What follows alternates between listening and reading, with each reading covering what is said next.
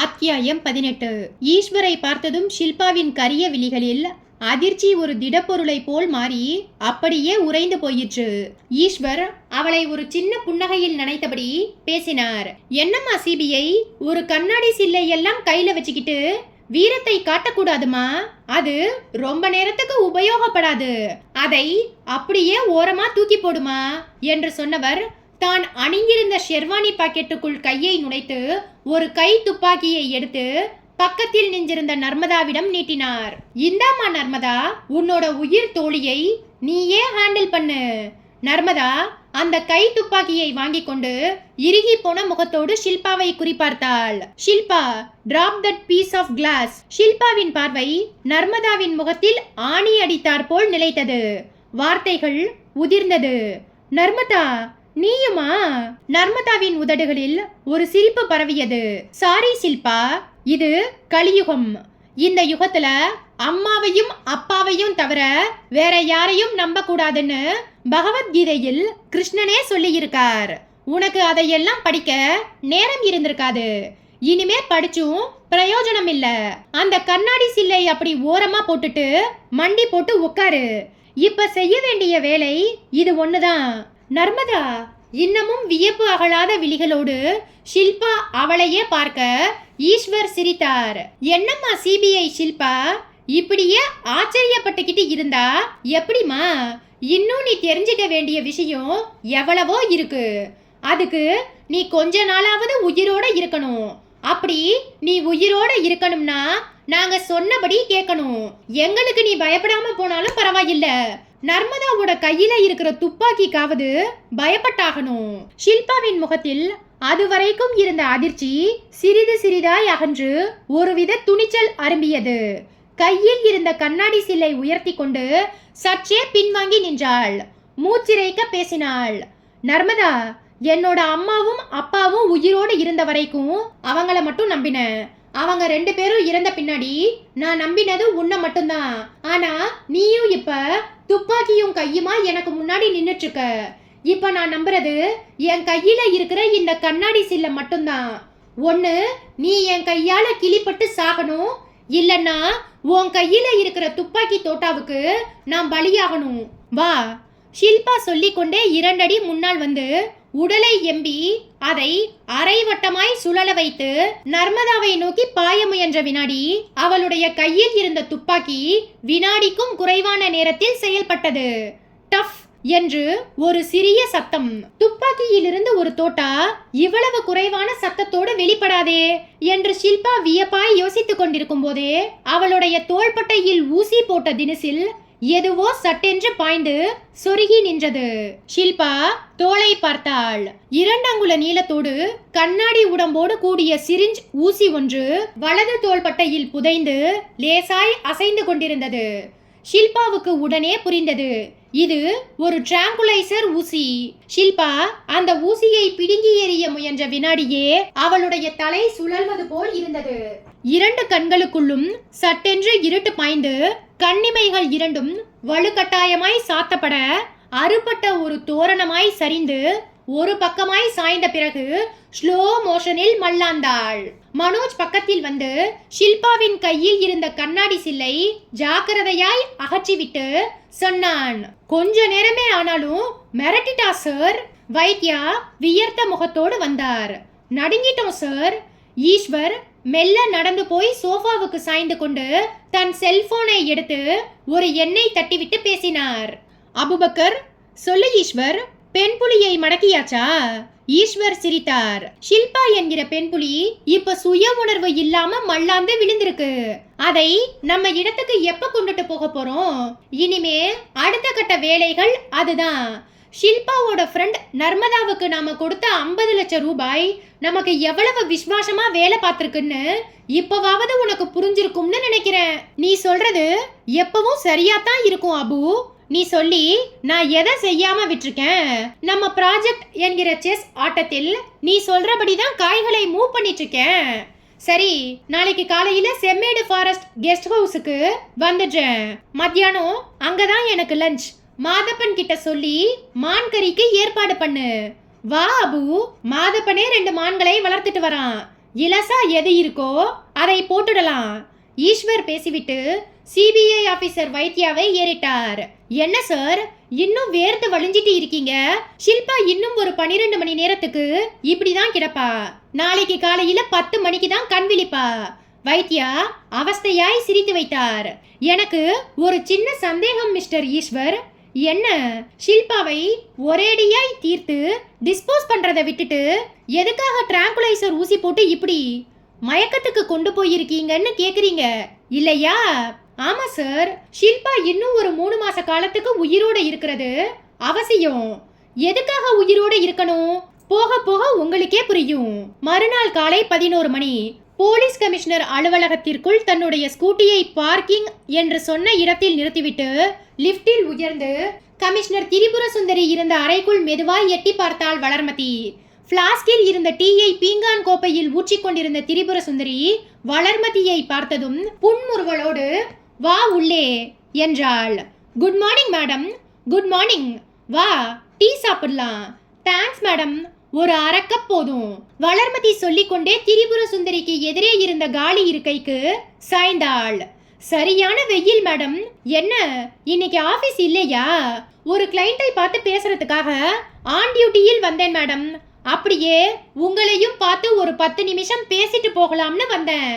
திரிபுர சுந்தரி பாதி நிரம்பியிருந்த டீ கோப்பையை வளர்மதியிடம் நீட்டிக்கொண்டே கேட்டாள். உனக்கு ஷில்பா கிட்ட இருந்து ஏதாவது போன் வந்ததா? இல்ல மேடம், நான் இன்னைக்கு காலையில இருந்து ஒரு 4-5 தடவை போன் பண்ணி பார்த்துட்டேன். போன் நாட் ரீச்சபிள்னு வருது. நான் இப்போ போன் பண்ணி பார்க்கட்டுமா மேடம்? பண்ணு. வளர்மதி தன்னுடைய கைப்பையை திறந்து செல்போனை எடுத்து ஷில்பாவின் எண்ணை தொடர்பு கொண்டாள். மறுமுனை மௌனம் சாதித்தது. வளர்மதி சில வினாடிகள் காத்திருந்து பார்த்துவிட்டு திரிபுர சுந்தரியை ஏறிட்டாள். மேடம், எந்த ரெஸ்பான்ஸும் இல்லை. Any recorded voice? எதுவுமே இல்ல மேடம். ஷில்பாவோட போன்ல ஏதாவது ப்ராப்ளம் இருக்கலாம். ஷில்பா எங்கே ஸ்டே பண்ணி இருந்தாங்கன்னு தெரியுமா உனக்கு? தெரியும் மேடம். ஆர்எஸ்புரத்துல நர்மதான்னு ஒரு ஃப்ரெண்ட் இருக்கிறதாகவும் அந்த பொண்ணோட வீட்ல தான் ஸ்டே பண்ணி இருக்கிறதாவும் என்கிட்ட சொன்னாங்க. அந்த நர்மதாவோட போன் நம்பர் உன்கிட்ட இருக்கா? இல்ல மேடம், ஆனா அவங்க ஃப்ரெண்டோட வீடு இருக்கிற லேண்ட்மார்க் எனக்கு தெரியும். எங்க? பாஷ்யகார்லூர் ரோட்ல பீச்சா ஜங்ஷன் ஒரு கடை இருக்கு. அந்த கடையில் இருந்து 4வது வீடு. வளர்மதி, நீ முதல்ல டீய குடி, அப்புறம் எனக்காக ஒரு வேலை செய்யு. சொல்லுங்க மேடம். உளவுத்துறையிலிருந்து சீஃப் டைரக்டர் ராதேஷ்யாம் எனக்கு ஃபோன் பண்ணி ஷில்பா கிட்ட ஒரு விஷயத்தை ஷேர் பண்ணிக்க சொல்லி இருக்கார். நான் ஷில்பா கிட்ட பேசியே ஆகணும். நீ நேர்ல போய் பார்த்து விவரம் சொல்றியா? இதோ கிளம்பிடுற மேடம். டீ கோப்பையை வளர்மதி கையில் எடுத்துக்கொண்ட நேரம் திரிபுர சுந்தரியின் செல்போன் ரிங்டோனை மெலிதாய் வெளியிட்டது.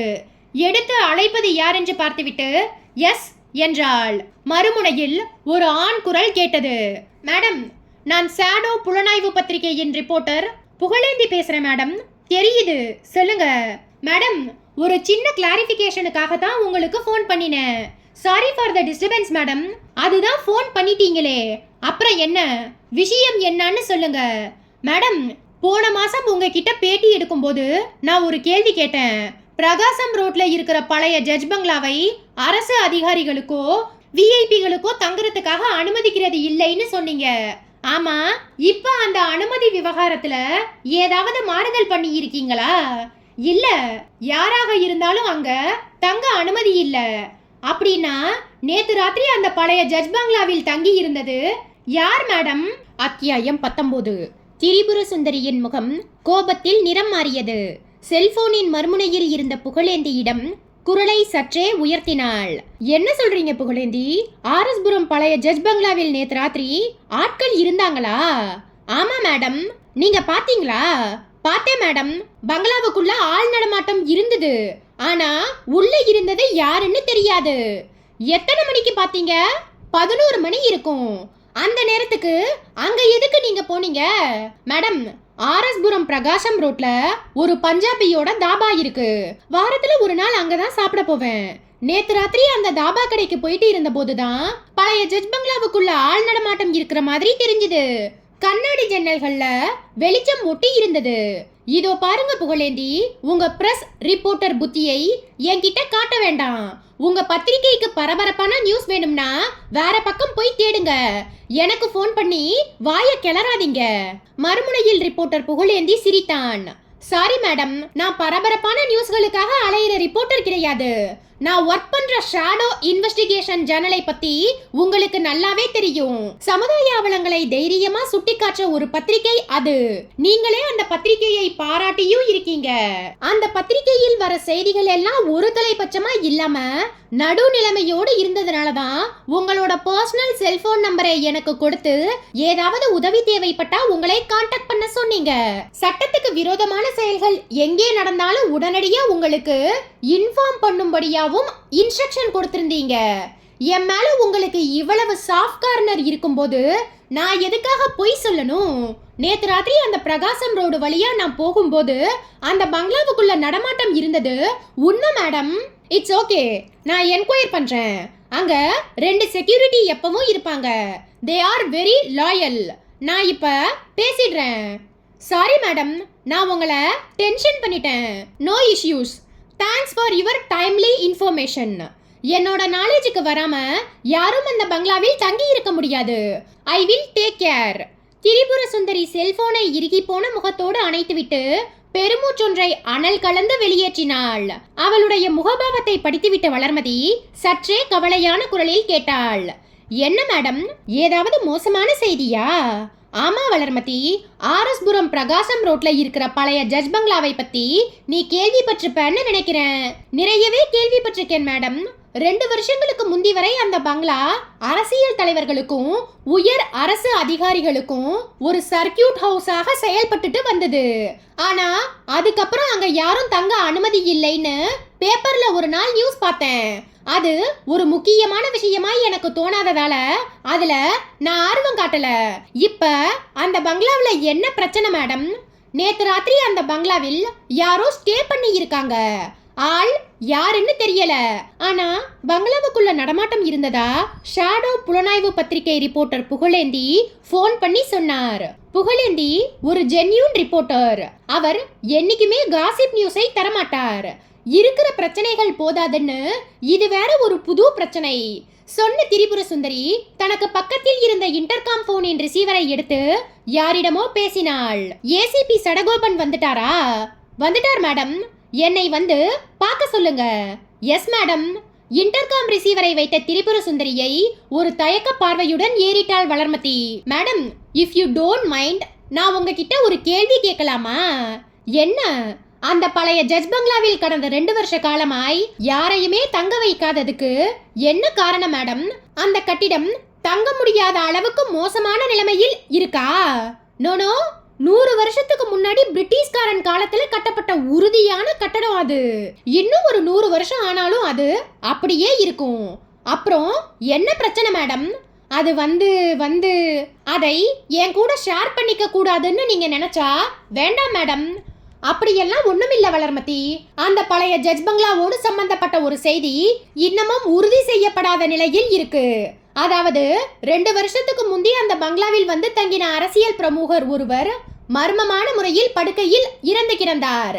அது இயற்கையான மரணம் மாதிரி வெளி உலகத்துக்கு சொல்லப்பட்டாலும் அவர் கொலை செய்யப்பட்டிருக்கலாம்ங்கிறது உளவுத்துறையோட சந்தேகம். இந்த சம்பவம் நடந்த அடுத்த 1 மாத காலத்துக்குள்ள எதிர்க்கட்சி அரசியல் தலைவர் ஒருவர் உயிருக்கு ஆபத்தான நிலைமையில் அங்கே இருந்தபோது உடனடியாய் ஹாஸ்பிட்டலில் அட்மிட் செய்தும் அடுத்த 1 மணி நேரத்துக்குள்ள இறந்து போனார். இந்த 2 மரணங்களை பற்றிய சந்தேகம் போலீஸ் டிபார்ட்மெண்ட்டுக்கு இருந்ததே தவிர அரசியல் கட்சிகளுக்கோ பொதுமக்களுக்கோ இல்ல. இருந்தாலும் போலீஸ் உயர் அதிகாரிகள் அதிரடியா ஒரு முடிவு எடுத்து இனி பழைய ஜட்ஜ் பங்களா ஒரு நினைவு சின்னமாக மட்டுமே இருக்கும். அது சர்க்கியூட் ஹவுஸ் போல அரசியல் தலைவர்களுக்கோ உயர் அரசு அதிகாரிகளுக்கோ தங்க அனுமதி மறுக்கப்படும் என்கிற அறிவிப்பை வெளியிட்டது. இந்த அறிவிப்புக்கு ஆரம்பத்துல லேசா எதிர்ப்பு இருந்தது. நாட்கள் செல்ல செல்ல அந்த எதிர்ப்பும் காணாமல் போயிடுச்சு. போலீஸ் கமிஷனரோட உத்தரவு இல்லாம அந்த பங்களாவில் யாரும் ஒரு 10 நிமிஷம் கூட தங்க முடியாது. அட் பிரசன்ட் நான் தான் போலீஸ் கமிஷனர். என்னோட ரிட்டர்ன் உத்தரவு இல்லாம அந்த பங்களாவுக்குள்ள யாரும் நுழையவே கூடாது. திரிபுர சுந்தரி சொல்லிக் கொண்டிருக்கும் போதே அசிஸ்டன்ட் போலீஸ் கமிஷனர் சடகோபன் வேக நடையில் அறைக்குள் நுழைந்து சொல்லென்று உத்தியோக தோரணையில் சல்யூட் அடித்துவிட்டு எஸ் மேடம் என்றார். உட்காருங்க சடகோபன். வளர்மதிக்கு பக்கத்தில் இருந்த இருக்கை நுனியில் உட்கார்ந்து நிமிர்ந்தார். பழைய ஜட்ஜ் பங்களாவில் நேத்து ராத்திரி யாராவது ஸ்டே பண்ணி இருந்தாங்களா? சடகோபனின் பரந்த நெற்றி சில கோடுகளோடு வியப்புக்கு உட்பட்டது.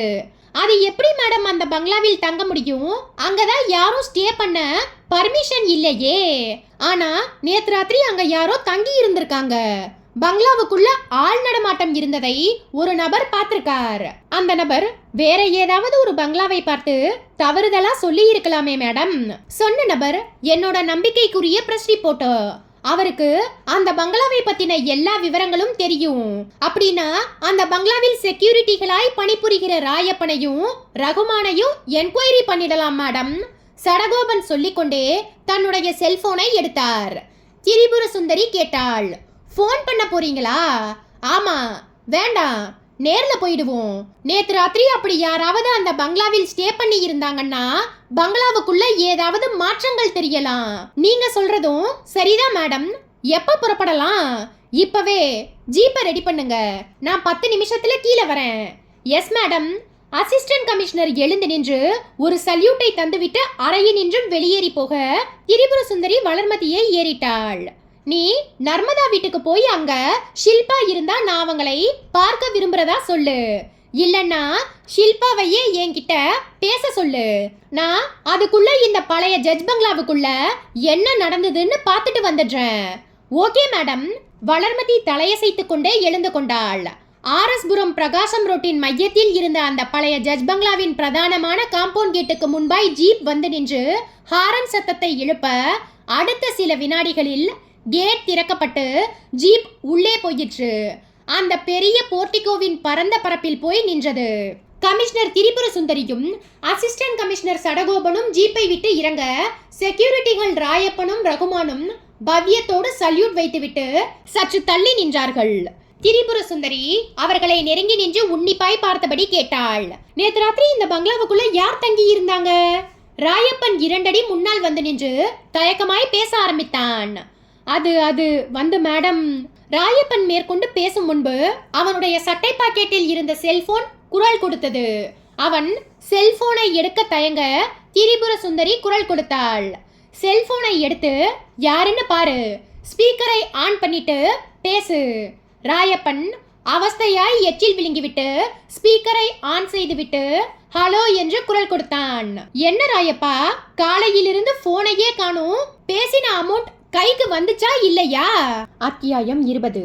செல்போனின் மறுமுனையில் ஒலித்த பேச்சை கேட்டுவிட்டு ராயப்பன் மௌனம் சாதிக்க திரிபுர சுந்தரி ராயப்பனை ஏறிட்டு மேற்கொண்டு பேசும்படி சைகை காட்டினாள். ராயப்பன் வியர்த்த முகமாய் பேச ஆரம்பித்தான்.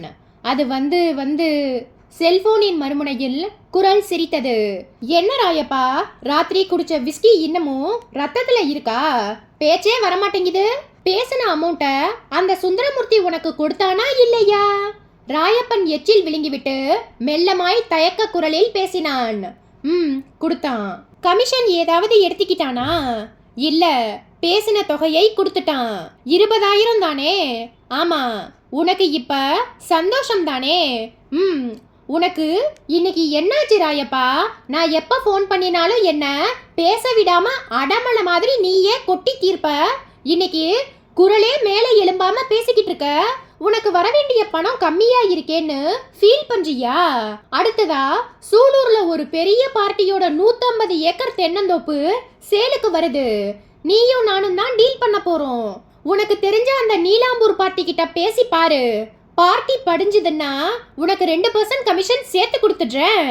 இந்த தடவை நடுவுல வந்த ஒரு புரோக்கருக்கு 1% கமிஷன் கொடுக்க வேண்டியதாயிடுச்சு. அதான் உனக்கு கொடுக்க வேண்டிய கமிஷன்ல கை வச்சுட்டேன். தப்பா எடுத்துக்காத. நான் ஊருக்கு போயிட்டு வந்த பின்னாடி உன்னை வந்து பாக்குறேன்.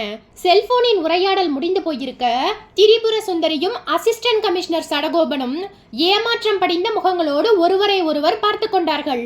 சடகோபன் ராயப்பனை நெருங்கி அவனுடைய முகத்தை உன்னிப்பாய் பார்த்தபடி கேட்டார். இப்ப போன்ல பேசின நபர் யாரு? என்னோட friend Mariyadas sir real estate business பண்றான். நிலம் வாங்க விருப்பப்படுற பார்ட்டிஸை அவன் கிட்ட கூட்டிட்டு போய் விட்டா அவன் எனக்கு கமிஷன் கொடுப்பான். செக்யூரிட்டி வேலையை தவிர இந்த லேண்ட் புரோக்கர் வேலையையும் பார்க்கற போல் இருக்கு. ஆமா சார், ஃபேமிலி பெருசு. வீட்ல அப்பாவுக்கும் அம்மாவுக்கும் உடம்பு முடியல. வைத்திய செலவு அதிகமானதுனால இப்படி சைட்ல. சரி, நீ என்னமோ பண்ணிட்டு போ. நான் இப்ப கேட்க போற கேள்விக்கு மட்டும் உண்மையான பதிலை சொல்லு. நேத்து ராத்திரி இந்த பங்களாவுக்குள்ள உங்க 2 பேரை தவிர வேற யார் இருந்தாங்க? யாரும் இல்ல சார், நாங்க 2 பேர் மட்டும்தான் இருந்தோம். சடகோபனின் பார்வை இப்போது பக்கத்தில் இருந்த இன்னொரு செக்யூரிட்டியான ரகுமானின் மேல் பதிந்தது. நீ சொல்லு, நேத்து ராத்திரி இந்த பங்களாவில் யார தங்க வச்சீங்க? ரகுமான் பதட்டமாய் பேசினான். இந்த பங்களாவுக்குள்ள யாரையுமே தங்க அனுமதிக்க கூடாதுங்கிற விதிமுறை இருக்கும்போது நாங்க எப்படி சார் அந்நியர்களை தங்க வைப்போம்? திரிபுர சுந்தரி குறுக்கிட்டாள். இப்படியெல்லாம் பதில் சொல்லி நீங்க 2 பேரும் தப்பிக்க முடியாது. நேத்து ராத்திரி இந்த பங்களாவுக்குள்ள வேற்று ஆட்கள் நடமாட்டம் இருந்ததை ஒருத்தர் பார்த்திருக்கார். அவர் பொய் சொல்லக்கூடிய ஆள் இல்லை. பணத்துக்கு ஆசைப்பட்டு யாரையாவது இந்த பங்களாவில் தங்க அனுமதிச்சிருந்தா இப்பவே இதே இடத்துல உண்மையை சொல்லிடுங்க. இல்லைன்னா 2 பேரையும் ஸ்டேஷனுக்கு கூட்டி போய் லாக்அப்ல வச்சு எப்படி விசாரிக்கணுமோ அப்படி விசாரிக்க வேண்டி வரும். ராயப்பனும் ரகுமானும் பதறி போனவர்களாய் கையெடுத்து கும்பிட்டார்கள். ராயப்பன் அழுகிற குரலில் பேசினான். மேடம், நாங்க 2 பேரும் பணம் காசுக்கு ஆசைப்பட்டு அப்படிப்பட்ட காரியத்தை பண்ண மாட்டோம். எங்க புள்ளைங்க மேல சத்தியமா நேத்து இந்த பங்களாவில் யாரையுமே நாங்க தங்க வைக்கல. நிஜமாதான் சொல்றீங்களா? ஆமா மேடம். சரி, வீட்டோட கதவை திற, உள்ள போய் பாப்போம். கடைசியா வீட்டுக்குள்ள போய் எப்ப சுத்தம் பண்ணீங்க? போன ஞாயிற்றுக்கிழமை. அதுக்கப்புறம் உங்க 2 பேர்ல யாரும் உள்ள போகலையா? போகல மேடம். சரி, டோரை ஓபன் பண்ணு. ராயப்பன் பக்கத்து அறைக்கு ஓடி போய் சாவி கொத்தை எடுத்து வந்து அதில் இருந்த ஒரு சாவியின் மூலம் பிரதான கதவில் தொங்கிக் கொண்டிருந்த பூட்டுக்கு விடுதலை கொடுத்தான். சடகோபன் முதல் ஆளாய் கதவை தள்ளிக்கொண்டு உள்ளே போனார். எல்லா ஜன்னல்களும் சாத்தப்பட்டிருந்ததால் அந்த பகல் நேரத்திலேயே அறைக்குள் அறை இருட்டு பரவி இருந்தது. சுவரில் சுவிட்ச் போர்டை தேடி பட்டன்களை தட்ட 2 டியூப்லைட்டுகள் மட்டும் உயிர் பிடித்துக் கொண்டு அறைக்குள் வெளிச்சத்தை நிரப்பியது. திரிபுர சுந்தரியும் சடகோபனும் அந்த அறையை மெதுவான நடையில் சுற்றி பார்த்துவிட்டு மாடிப்படிகளை நோக்கி போனார்கள். அவர்களுக்கு முன்பாகவே ராயப்பன் வேகமாக மாடிப்படிகளில் ஏறி வராந்தாவில் இருந்த எல்லா சாத்தப்பட்ட அறைகளையும் சாவி கொத்தில் இருந்த சாவிகளை உபயோகித்து திறந்து வைத்தான். ஒவ்வொரு அறைக்குள்ளும் நுழைந்து பார்வையை சுழலவிட்ட சடகோபன் சமையலறைக்கு பக்கத்தில் இருந்த ஒரு அறையின் கதவை திறந்தபடி உள்ளே நுழைந்த வினாடி சட்டென்று நின்றார். திரிபுர சுந்தரியை பார்த்தார். மேடம், என்ன உங்களால ஏதாவது ஸ்மெல் பண்ண முடியுதா madam? Yes, liquor smell. Maybe brandy or whisky. நேத்து ராத்திரி இங்க வந்தவங்க இந்த அறையைத்தான் யூஸ் பண்ணி இருக்காங்கன்னு நினைக்கிறேன் என்று சொன்ன சடகோபன் தனக்கு பக்கத்தில் நின்றிருந்த ராயப்பனையும் ரகுமானையும் ஒரு ஊசி பார்வை பார்த்தபடி கேட்டார். என்ன, சரக்கு வாசனை வருதா? வருது சார். எப்படி? ரகுமான் படபடத்தான்.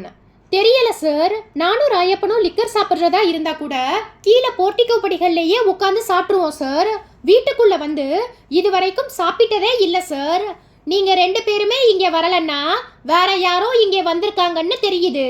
உங்களுக்கு தெரியாம அவங்க எப்படி வந்தாங்க? தெரியல சார். தெரியலையா? இன்னும் கொஞ்ச நேரத்துக்கு தான் இப்படி தெரியலன்னு சொல்லிட்டு இருக்க முடியும். அப்புறம் தெரியும்னு சொல்ற கட்டாயம் வரும். சடகோபன் சொல்லிக்கொண்டே போய் வெளிச்சம் உள்ளே வருவதற்காக ஜன்னல் கதவுகளை திறந்து வைக்க சூரிய வெளிச்சம் உள்ளே பாய்ந்தது. ரகுமான், ராயப்பன் இருவரின் முகங்களும் வெளிரி போயிருக்க சடகோபனின் பார்வை அறை பூராவும் பரபரவென்று அலைந்தது. திரிபுர சுந்தரி அறையோடு அட்டாச் செய்யப்பட்டிருந்த பாத்ரூம் கதவை திறந்து பார்த்துவிட்டு சடகோபன் என்று கூப்பிட்டாள்.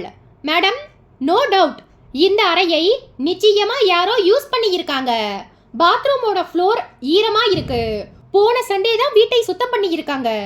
இப்ப எப்படி ஈரம் இருக்கும்? சடகோபனின் பார்வை மறுபடியும் ராயப்பன் ரகுமான் மேல் சந்தேகமாய் பாய ராயப்பன் உடல் நடுக்கத்துடன் முன்னால் வந்தான். சார், இப்பதான் எனக்கு ஒரு விஷயம் ஞாபகத்துக்கு வருது. என்ன சார்? நேத்து ராத்திரி நானும் ரகுமானும் வெளியே போர்ட்டிகோ படிகள்ல உட்கார்ந்துட்டு சரக்கு சாப்பிட்டோம். அப்ப 9 மணி இருக்கும். சரக்கு சாப்பிட்ட கையோட சாப்பாட்டையும் முடிச்சுக்கிட்டு வழக்கம் போல 2 பேரும் படுத்து தூங்குற ரூமுக்கு போனோம். ரகுமான் படுத்த கொஞ்ச நேரத்துக்குள்ளே தூங்கிட்டான். எனக்கு அரகுற தூக்கம். அந்த அரகுற தூக்கத்திலையும் ரூமுக்குள்ள ஒரு வாசனை அடிக்கிறது தெரிஞ்சது. அது என்னன்னு தெரிஞ்சுக்கிறதுக்காக எந்திரிக்க முயற்சி பண்ணினேன். ஆனா என்னால எந்திரிக்க முடியல. கண்ணெல்லாம் இருட்டிக்கிட்டு வர மாதிரி இருந்தது. அப்படியே படுத்துட்டேன் சார். எவ்வளவு சரக்கு அடிச்சிட்டு படுத்தாலும் காலையில 5 மணிக்கெல்லாம் எனக்கும் ரகுமானுக்கும் முழிப்பு வந்துடும் சார். ஆனா இன்னைக்கு நாங்க 2 பேரும் கண் முழிக்கும் போது 8 மணி சார். ஜன்னல்ல வெளிச்சம். எப்படி இவ்வளவு நேரம் அசந்து தூங்கினோம்னு எனக்கும் ரகுமானுக்கும் ஆச்சரியமா இருந்தது சார். சாப்பிட்ட சரக்கு தான் காரணமா இருக்கும்னு ரகுமான் சொன்னான். ஆனா எனக்கு மட்டும் ராத்திரி ரூமுக்குள்ள அடிச்ச அந்த வித்தியாசமான வாசனையோட ஞாபகம் வந்தது சார். ரகுமான் கிட்ட அத பத்தி சொன்னேன். ஆனா அவ அத ஒரு பெரிய விஷயமா எடுத்துக்கல. நானும் மறந்துட்டேன். ஆனா இப்ப நீங்க இந்த பங்களாவுக்குள்ள நேத்து ராத்திரி யாரோ தங்கி இருந்தாங்கன்னு சொன்ன பின்னாடிதான் அந்த வாசனை ஏன் ஒரு மயக்க மருந்தா இருக்க கூடாதுன்னு தோணுது சார். திரிபுர சுந்தரி குறுக்கிட்டு கேட்டாள். அதாவது நீங்க படுத்து தூங்கிட்டு இருந்த அறைக்குள்ள யாரோ மயக்க மருந்தை ஸ்ப்ரே பண்ணி இருப்பாங்கன்னு சொல்ல வரியா? ஆமா மேடம். நாங்க சரக்கு சாப்பிட்டு சாப்பாடையும் முடிச்சுக்கிட்டு ரூமுக்கு வந்து படுத்த பின்னாடி ஜன்னல் வழியா யாரோ மயக்க மருந்தை ஸ்ப்ரே பண்ணி இருக்கணும். அந்த வாசனை எப்படி இருந்தது? அழுகி போன பழங்கள்ல இருந்து ஒரு வேண்டாத வாசனை வருமே, அது மாதிரி இருந்தது மேடம். திரிபுர சுந்தரி சடகோபனை ஏறிட்டாள். என்ன சடகோபன், இவங்க சொல்றதெல்லாம் நம்புற மாதிரி இருக்கா? சடகோபன் பதில் சொல்லாமல் அறையின் இடது பக்க மூலையை உற்று பார்த்து கொண்டிருக்க திரிபுர சுந்தரி கேட்டாள். என்ன பார்த்துட்டு இருக்கீங்க? ஒரு நிமிஷம் மேடம் என்று சொன்ன சடகோபன் அறையின் மூலையை நோக்கி வேகமாய் போனார்.